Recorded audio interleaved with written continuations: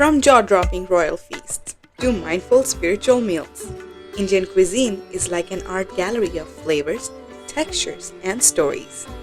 They say the next best thing to eating food is savoring the tales behind it. So, here we are. I'm your host Ankita, and you are listening to Beyond Buttered Chicken. Welcome to another episode of Beyond Buttered Chicken. In part 3 of Beyond Curries, we are heading east, exploring the rich, complex, and colorful world of Southeastern East Asian curries.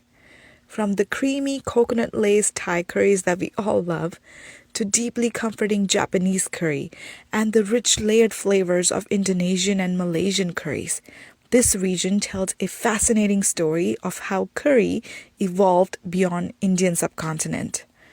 I will also share some fun facts and some fun stories that I discovered while researching this episode, plus a few creative ways you can use curry powder in your own kitchen.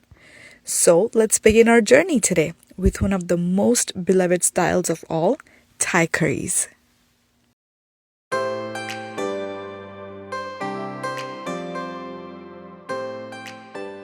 When we think of curries, it is impossible not to mention Thai curries. They are so warm and so soulful and beautifully balanced. A true joy for both the mind and body when paired with jasmine rice.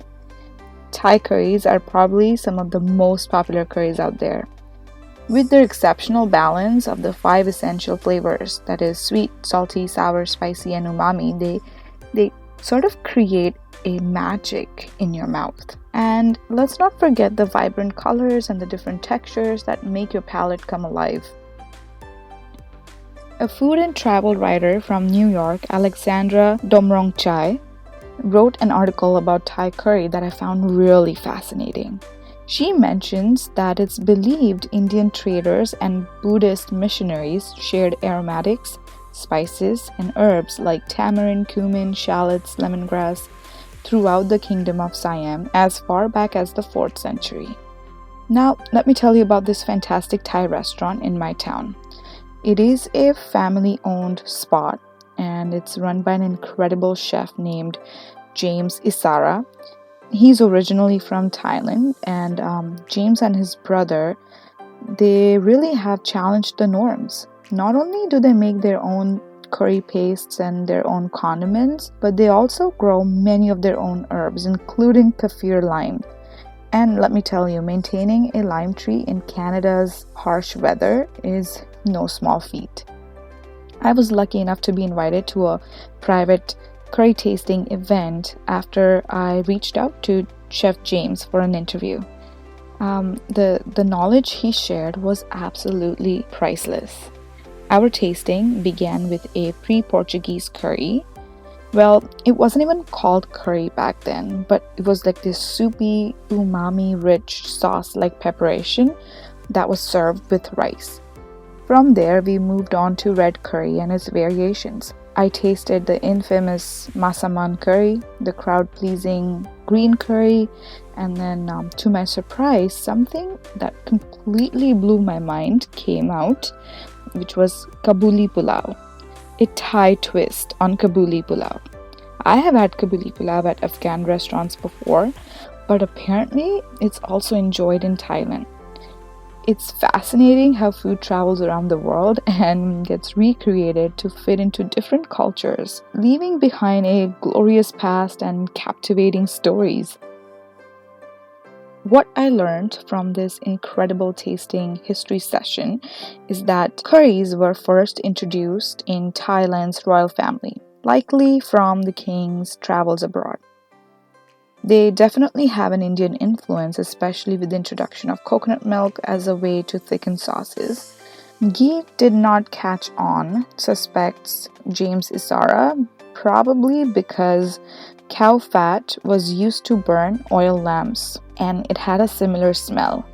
Dairy products weren't popular either, and even when the king tried to promote milk, it never really took off. Curry and coconut milk, however, became staples after the Portuguese arrived in 1500s. Pre-Portuguese style curries were more like soups made with peppercorns, fish sauce, shrimp paste, and foraged herbs. Then there's this evolution of red curry, green curry, and masaman curry. Masaman curry has a sweeter cinnamon-like flavor with peanuts, a clear nod to Arabic or Persian influence. Kabuli rice and masaman curry are often served together, whereas Penang curry is not as spice heavy as masaman curry and is made with peanuts but also sometimes with bamboo shoots. Curries are traditionally served with jasmine rice and often with fresh salsa like achar, which is similar to Indonesian achar.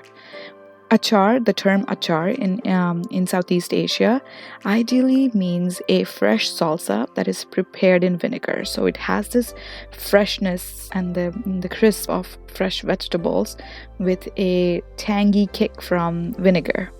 There's also a lot of Hindu influence in Thailand even today, thanks to the Tamil rulers from back in the day. A fascinating bit of history here. When King Rama V died, the royal structure was shaken. The royal cooks, who were all women, left the palace, taking their recipes with them. These dishes, once confined within the palace walls, became available to the public and were widely enjoyed. Chef James Issara suspects this is how masaman curry left the four confined walls of royal kitchens and was widely enjoyed. In 2002, a Thai government-led gastro-diplomacy campaign launched the Global Thai Program, which aimed to promote Thai restaurants and flavors worldwide. As a part of this promotion, many restaurants adapted standardized menus, which are like cookie-cutter menus that were curated by Thai government. And this is why most Thai restaurants that you would go to in North America or in the UK or in Australia, they're more or less similar. While this initiative made Thailand's curries a global sensation, it also had the unintended effect of limiting the variety of Thai curries cooked around the world, reducing a diverse and highly regional category of dishes just to a few broad types.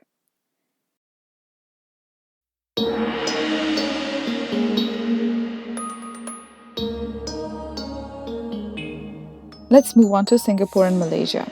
In Singapore and Malaysia, curries encountered a flavorful addition, star anise, which was brought by Chinese traders. The combination of Indian curry powder, coconut milk, and star anise became the signature of a Malaysian curry. The introduction of Indian cooking techniques by early traders from India, such as sautéing onions and garlic with a protein and using individual spices like cinnamon and cardamom, all of that laid the foundation. Meanwhile, the Chinese traders contributed star anise, which added a delightful complexity to the curries, along with lemongrass and coconut milk. During Portuguese colonization, Portuguese voyagers who married local women introduced their culinary practices as well. One of these practices was the use of vinegar in curry, which led to the creation of curry debal, which is devil's curry. This dish is known for its extreme spiciness due to the use of bird's eye chili, which was again a gift of the Portuguese brought from the New World. Curry powder, however, was a British contribution.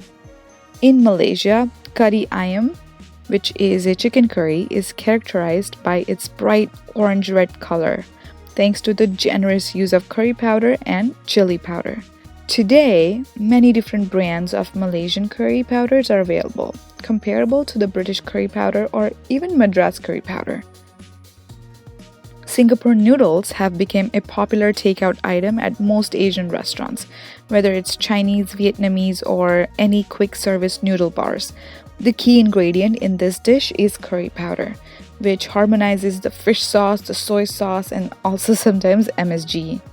MSG is always the secret ingredient here.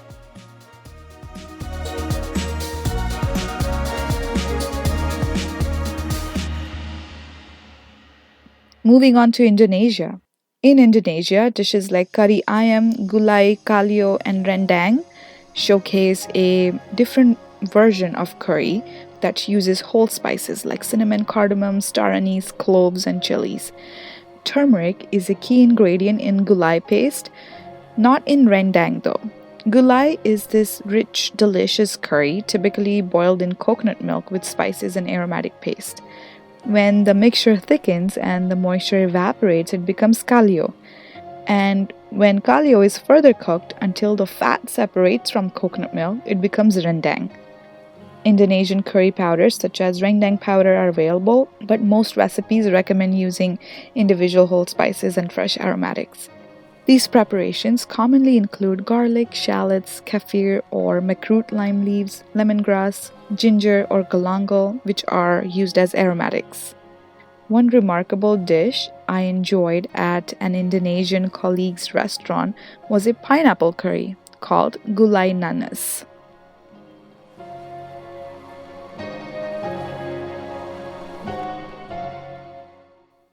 Now we are going to talk about Japanese curry.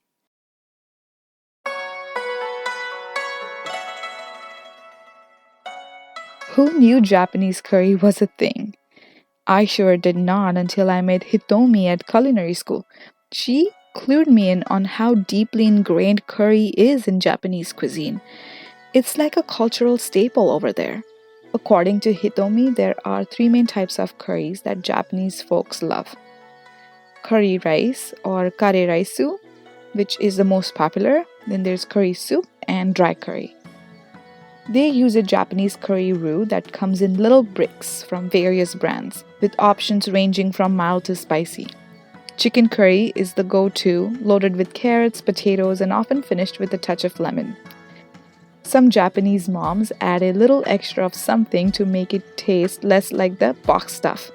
Their secret ingredients can include honey, jam, grated apples, mashed bananas, a sprinkle of instant coffee, or a splash of sake, or even dark chocolate for that added depth. Hitomi says her mom always added honey. That was her secret ingredient. Soup curry, a spicy twist on the classic, was first created by a cafe in Sapporo in the early 70s. It's a mashup of Chinese, Korean, medicinal soups and various curries from Indonesia, Thailand, Sri Lanka, and India. By the 2000s, specialty soup curry shops started popping up in Sapporo, making it a local favorite. Unlike typical Japanese curry, the rice is served separately, and you can scoop up the rice, dip in the soup curry, and when you're almost out of rice, you can dump the remaining rice into the soup and then finish it off. Hitomi says that's the OG way of eating it. Then there's this dry curry, which skips the roux entirely. Instead, it's all about the spices like curry powder, minced meat, and vegetables. Some cooks also add Worcestershire sauce, maybe some ketchup, raisins, or even boiled sliced eggs for garnish. And again, it is served with steamed rice.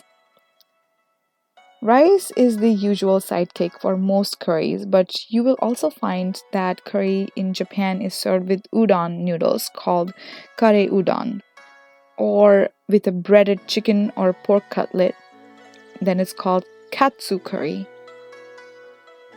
Another fun twist is yaki curry, where the leftover curry is baked with an egg and cheese on top.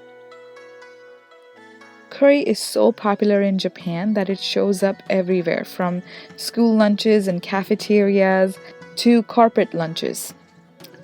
And don't miss curry pan, the little bread dumplings that are stuffed with curry and are breaded and fried. For a tangy contrast to the rich curry, they're often served with fukujinzuki. I don't know if I said that right, but it's a pickled vegetable mix that adds a nice little acidic kick. Hitomi fondly remembers her mom making curry on weekends. Her family enjoyed seafood curry and rice, and she says the curry always tasted better the next day.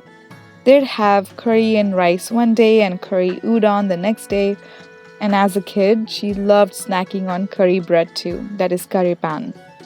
Curry rice remains a beloved dish for all ages in Japan.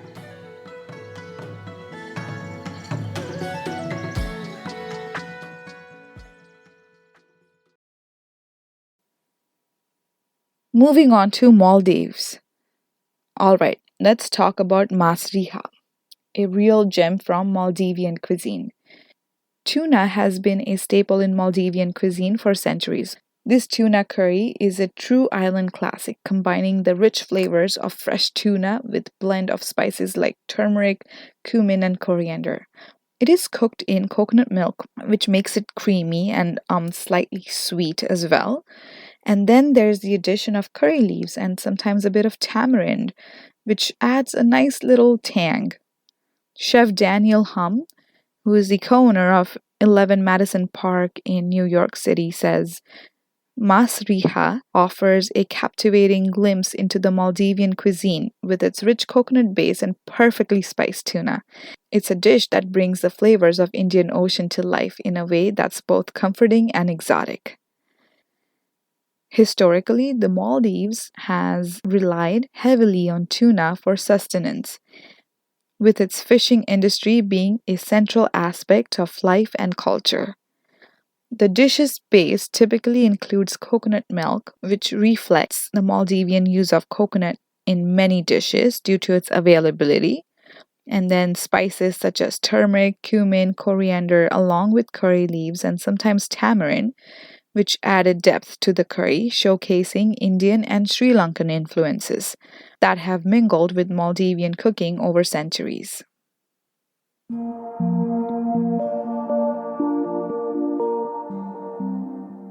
All right, so let's talk about some amazing dishes that aren't exactly curry but totally have the curry vibe. First up, there's yassa from Senegal, a tangy, spicy chicken or fish dish marinated in lemon, mustard, and lots of onions. It's got that punchy flavor that make your taste buds go mmm. Then we have mafe from Senegal again, which is a rich, hearty stew made with peanut sauce. It's creamy, nutty, and it's like a hug for your taste buds with the meat and veggies simmer to perfection. Moving over to Morocco, we have tagine, which is a slow cooked stew named after the earthenware pot that it's cooked in.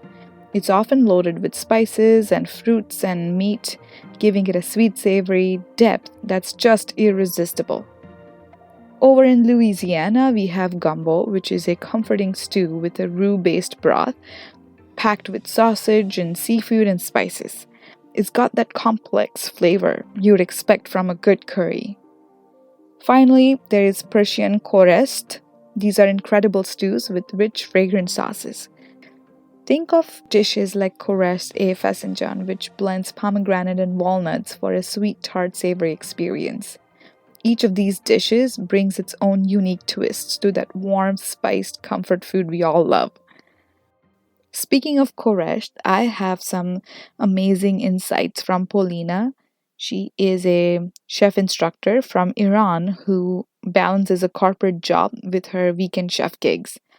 This particular interaction was so interesting that, though not directly related to our topic on curries today, it is somehow connected to curries, and I just could not edit this wealth of information out. She shared some fantastic details about Koresh that I have to pass along.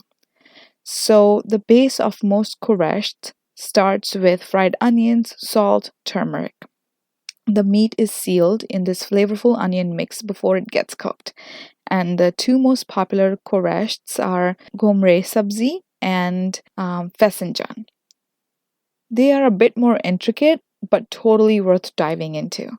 So, gourmet sabzi, she says, is basically the king of all Persian stews. It is packed with finely chopped herbs like parsley, garlic, chives, cilantro, and fenugreek, which is very important. And they're all fried until they are this dark green in color.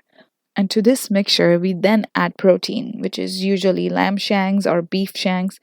After the meat is tender, you toss in cooked or canned kidney beans. And then the real star of the dish goes in, which is limo omani. These are dried limes from Oman. They add a uniquely tangy depth that makes gomre sabzi really special, she says.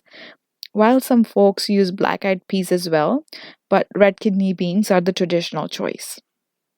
And fesenjan, which she says is the queen of Persian stews, it starts with finely chopped walnuts, which are tossed until golden, And then pomegranate molasses is stirred in and simmered until it becomes rich and gooey. And then pieces of protein like chicken breasts or little meatballs are added to this mix. Both the dishes are typically served with basmati rice adorned with saffron threads, a perfect combination for special occasions. Coming back to the topic, let's take a look into some quirky yet interesting and lip smacking ways of using curry powder. First up is curry mayo. Curry mayo on corn on the cob instead of the usual butter is so good. It's like your favorite street food got a little fancy upgrade. Then we have curry dip. This comes from my husband's family. Every holiday dinner, this is a must. His 83-year-old grandmother makes it, and honestly, it is very simple. Her recipe is 2 cups of mayo, 1 teaspoon mustard powder, and 2 teaspoons curry powder. Grandma says back in her day, there were no pre-made dips available, like we have a huge selection today. So she came up with her own dip recipe that went really well with the crudité platter. When I asked her why she chose curry, her response was simply because it was an exotic ingredient at that time, and this was an easy way to highlight it. She's the OG homemaker from the 50s.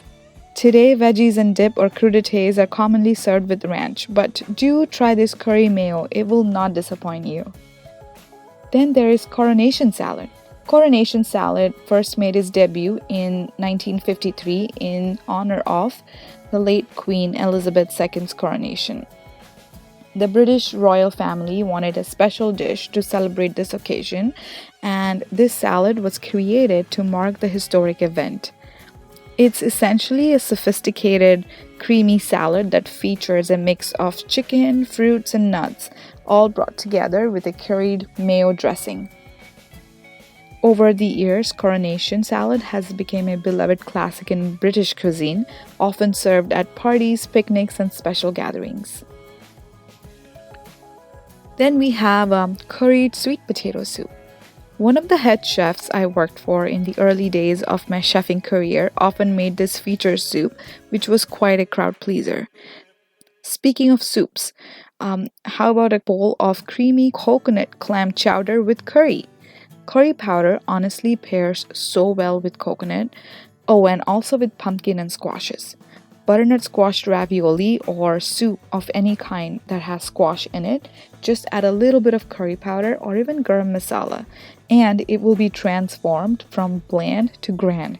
It's like a warm hug in a bowl, another layer of flavor with a little kick to keep you coming back for more. Then we have salad dressings. A dash of curry powder in your vinaigrette or creamy dressing can turn a simple salad into a taste explosion. It's all about those extra layers of flavor, that keeps your taste buds on their toes.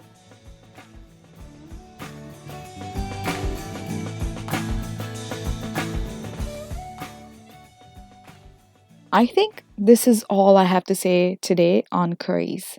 This curry saga turned out to be a bit of a marathon, isn't it? Well, it is such a fascinating topic and it's packed with history and a whole lot of deliciousness. I just did not want to edit out any of these important information and the fun facts and so many more stories that I learned while I was researching for this episode. Do you have any off the beaten path curry recipes or stories to share? I'd love to hear them. Reading your messages and comments is the best part of podcasting, so keep those emails and messages coming. For more such interesting episodes, keep listening to Beyond Buttered Chicken. Stay hungry and stay curious.